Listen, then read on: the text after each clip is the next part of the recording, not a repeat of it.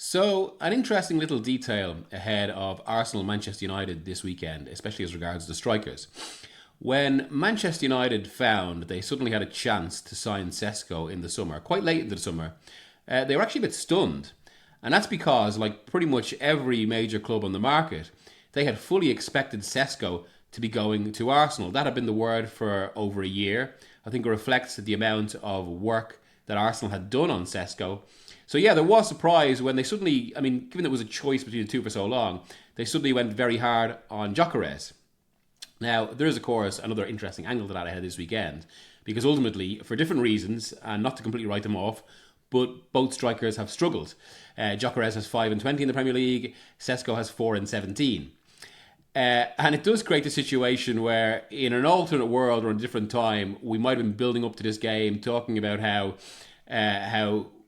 both of the strikers could have been playing for the opposite sides.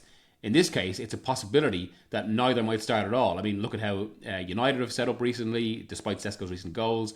And obviously, Gyokeres has Gabriel Jesus breathing down his neck, as we saw against Inter in midweek. And it does make Gyokeres, his admittedly superbly taken goal, all the more timely because of that.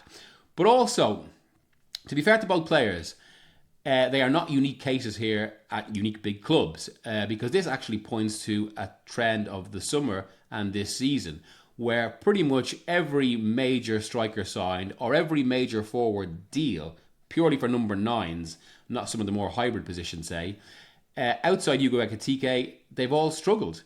I mean, the numbers alone say enough.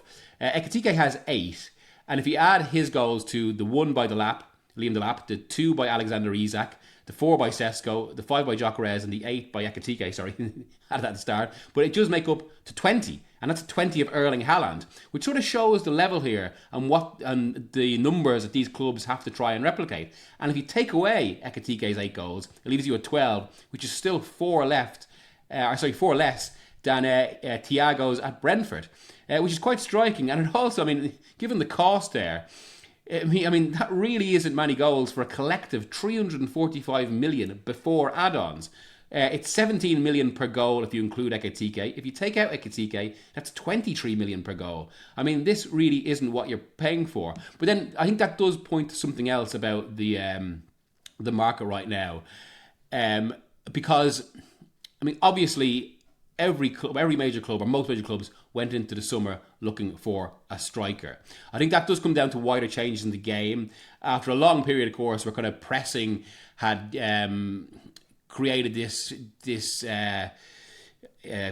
football world where it was false nines feeding into wingers. The evolution in pressing has also kind of returned other aspects, and I think also brought a little bit of a restoration of the classic number 9, but not quite in the classic sense, because pressing demands have changed that role too. So strikers are back, but not quite in the same way. And there is that sense that actually supply and demand didn't quite align. That's both in terms of the players signed and who they signed for, as well as actually the way the teams play, and this very direct and literal meaning of supply. Because, put bluntly, and we'll come to this later, I suppose, strikers aren't exactly supplied in the way that Alan Shearer was. But anyway, in the summer, the market was essentially 5 clubs in England. That's United, Arsenal, Liverpool, Chelsea, and Newcastle United. We're all looking at 7 main options. That's Sesko, Gyokeres, Ekitike, Isak, Delap, Ollie Watkins, and Victor Osimhen, who confirmed the permanent transfer to Galatasaray. Newcastle eventually went for Nick Voltemade, of course, and his kind of midfield role ensures that he's not quite seen as a striker in the same way. It is different. And that does point to also, I think, something else about the evolution of the role. His 65 million price tag, I think, while saying a lot about the Premier League's financial power and how there's always a premium put on for Premier League clubs when they come in, I think it also says something about how just the market and the lack of supply of forwards did inflate prices. Yeah, it brought another premium in that way.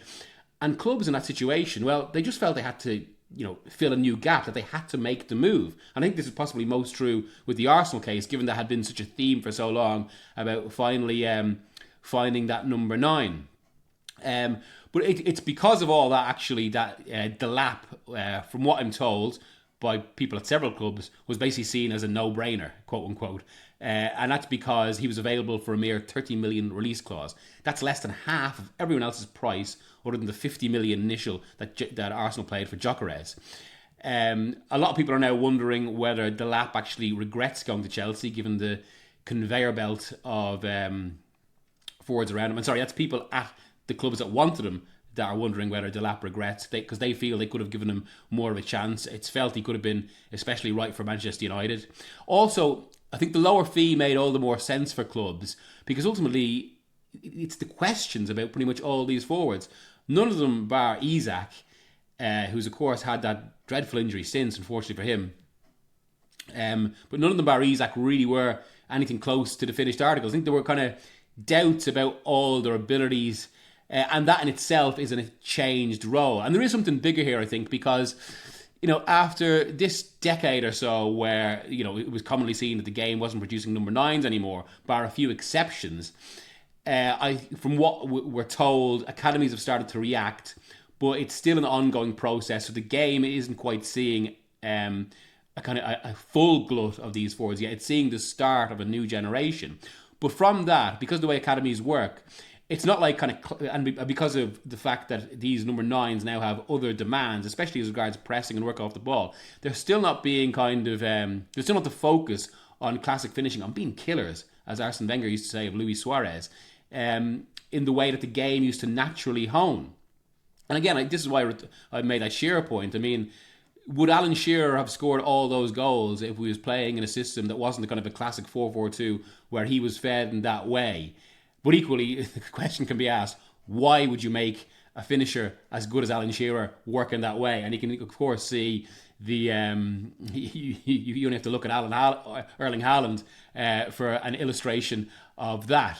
But it does show, of course, that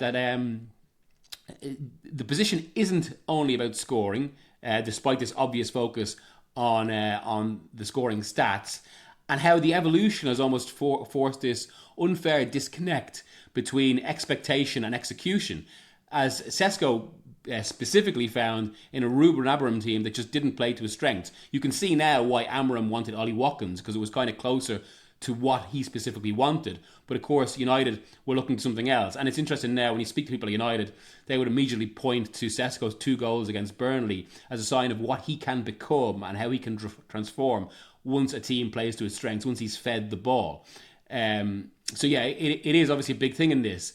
Interestingly, it's been put to me that United would have gone for Ekitike, and a lot of clubs basically saw him as the most advanced option outside Isak, except it soon became clear to pretty much all of them, apart from Newcastle, given what happened there, that he really, really wanted Liverpool.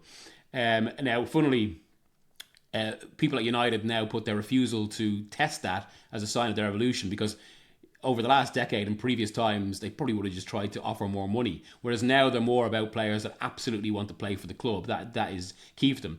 And I think from what I hear, and this is another interesting one as regards Gyokeres and Sesko, they also feel it shows their evolution that they went for Sesko rather than Gyokeres. And this is more in terms of kind of how they're becoming a more data-led club. So while United did like Gyokeres, they felt he had good abilities, and obviously there was the Amorim connection. One of the reasons they didn't really pursue that was because, from what I'm told, their analytics showed, or some of the studies showed, that a lot of the goals he got in Portugal with Sporting, the data suggested that a lot of them would have been saved by Premier League level goalkeepers. Similarly, I had heard that at Chelsea that was linked to how there were some doubts about whether he could get the ball out from under his feet quick enough in the area. To be fair to Gyokeres, some of that, including where he finishes against perceived weaker keepers, it might just be an element of adapting to a higher level. Because I think of all the forwards signed, he probably has to make the biggest jump in that regard, from the Portuguese league to the Premier League. So it's to be fair, one thing on that as well is there are a lot of people at Arsenal who are still absolutely adamant that Gyokeres was the right choice for them. And again, we come back to this issue of change role. Arteta really likes a lot of what he does off the ball, likes the way he kind of the way his positioning, asks questions of defenders, and ultimately it's about fulfilling the extra role in the team. That said, there have been some frustrations at how the ball doesn't quote unquote stick to him when it's sent up there. I think we saw a particular example of that in the 0-0 against Liverpool. I remember there was one moment where the ball was played straight up and it just bounced back. That is an issue he's going to have to adapt to. Also, something else that the Liverpool game showed, it's maybe the unwillingness so far to gamble in certain strikers' runs, basically to try and anticipate where the ball is going to go. And that was exposed, I felt, 3 times in the Liverpool game, particularly when the ball flashed across the area and Gyokeres just wasn't there. I think a lot of people would put that down to more a confidence issue rather than actually something fundamental. And it is about kind of adapting to the sharper demands of this league. And also the way that adaptation is maybe because he's not fully sure of himself yet. But the hope is that more goals helps that. And obviously he's actually got a recent return of 2 and 3. One, a very close range strike against Chelsea. Another, a long range strike against Inter. And that may propel momentum. At least I suppose that's what they hope. Sesko has had similar confidence issues, to be fair. But this is where I think there is an interesting contrast between Sesko and Gyokeres. So while Gyokeres is 27, so he's pretty much in his prime. And even if he still has to adapt to England, and once he adapts, he might be able to show more of his true self. There is this sense, I think, among kind of analytics people at clubs as well, this is pretty much close to his ceiling. Whereas Sesko is only 22, so he still potentially has a much higher ceiling. He can grow. It's not a guarantee, but I suppose there is the potential for that. From that as well, from what I'm told, those at United are really encouraged by his movement. They like his sharpness in that regard. They feel it's night and day compared to Rasmus Højlund, despite Højlund's impact at Napoli. But yeah, it is obviously a contrast with Gyokeres. But ultimately, I suppose that decision for Arsenal was settled by something else. And that was actually the type of role as well. Because, I mean, you only have to look at the numbers in that regard. Ultimately, for all the talk of a number 9, Arsenal didn't quite fully go for that. They at least didn't go for the sort of number 9 that's guaranteed to start all the time. They went for a 55 million player rather than, say, going all in for Isak and maybe really testing how much he wanted to go to Liverpool. Because, I mean, it has been known, I've written myself, that he was interested in Arsenal before. He's obviously been close to Odegaard. There was the Real Sociedad connection that is now quite pronounced at Arsenal. So Arsenal could well have gone in for around 125 million on Isak. From what I'm told, though, they had been put off at the start of the window because they felt the striker would have to agitate to get away, as we eventually saw, and Arsenal weren't quite so interested in going with that. But even still, the decision to go for more players rather than that one big player ultimately overcame everything. And that is because Arsenal, I suppose, and this is a reflection of their entire season, they wanted another prominent option in a multi-angled attack. Because if you look at it as well, for all the talk of number 9s in that way, the biggest issue with Arsenal, it wasn't really goals. I mean, if you go back to 23-24, when they got 89 points, really pushed City all the way, they scored 91 goals in 38 games that season. I mean, that's a remarkable figure. And that was mostly with Havertz in there. And look, Arteta absolutely loves Havertz. Not so much for his goals, which, I mean, he's got a respectable record, but mostly because of how he completes the full team, because he really understands Arteta's pressing system. And that it can initially be hard for players to get. Havertz gets it, and they feel that when Havertz is in there and the team is fully connected, that is Arsenal at their best and really attacking. I suppose the issue would be then depth, which they then felt the following season, 24-25, and obviously Havertz was injured for quite a lot of that. And also those few games where it doesn't quite work. There has been a few issues with kind of, a little bit like Liverpool actually, sometimes with Arsenal facing a low block. So Gyokeres has been signed as an alternative for that. And also just greater depth in the team, a different option, because I mean, that is ultimately what Arteta is all about. It's multiple angles. And yet, for all that, it's for all these rationalisations, and even how Sesko, he can still end up being an Old Trafford great despite a slow start. There is, I suppose, one simple and quite blunt reality.